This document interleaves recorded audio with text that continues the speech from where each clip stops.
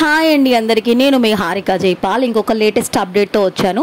Already double bedroom గురించి మన ఛానల్లో వీడియో చేయడం జరిగింది. సో అవి ఎందుకు పెండింగ్లో పెట్టారు అని అంటే చెప్పాను కదా ఆల్రెడీ, మళ్ళీ ఒకసారి చెప్తున్నాను.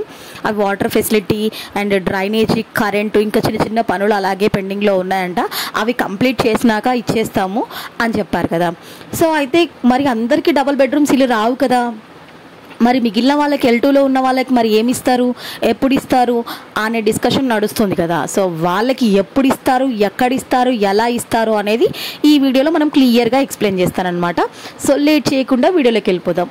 వెళ్ళే ముందు తెలుసు కదా, కొత్తగా మన ఛానల్ ఎవరైనా చూస్తున్నట్టయితే సబ్స్క్రైబ్ చేసుకోండి.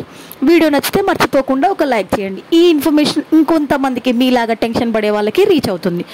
4 అంతస్తుల భవనాలు ఈ జిల్లాల్లో కూడా. ఎందుకు 4 అంతస్తుల భవనాలు ఎవరికి అంటే, పట్టణ ప్రాంతాల్లో ఇందిరమ్మ ఇండ్ల నిర్మాణంపై ప్రభుత్వం దృష్టి సారించింది. హైదరాబాద్లోని 16 మురికివాడల్లో అంటే స్లమ్స్ ఏరియాలో 4 అంతస్తుల భవనాలను నిర్మించి ఇవ్వాలని అయితే డిసైడ్ చేసుకున్నారు. అది ఎక్కడెక్కడ ఏ ఏరియా వాళ్ళకి ఇస్తారు అని అంటే, స్లమ్ ఏరియాస్ ఉన్నాయి కదా హైదరాబాద్లో వాళ్ళకి.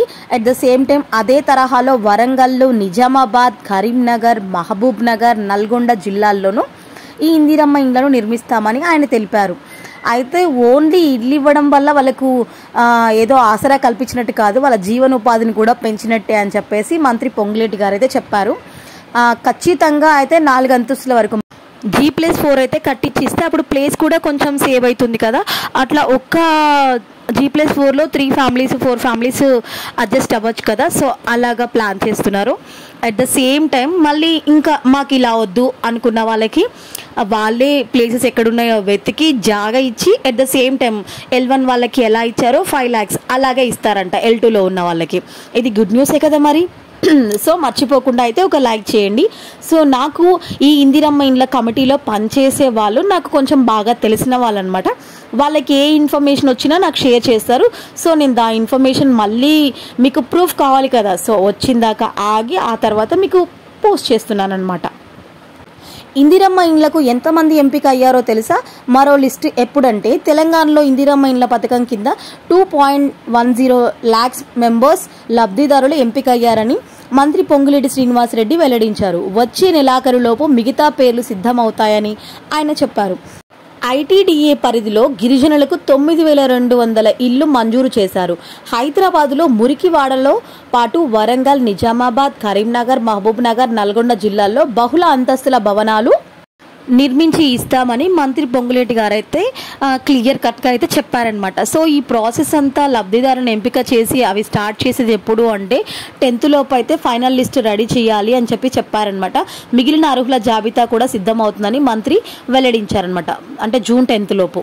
పథకం కింద సొంత స్థలం ఉన్నవారికి తెలిసిందే 5 lakhs రూపీస్, స్థలం లేని వారికి ఇంటి స్థలంతో పాటు 5 lakhs అందిస్తున్నారు.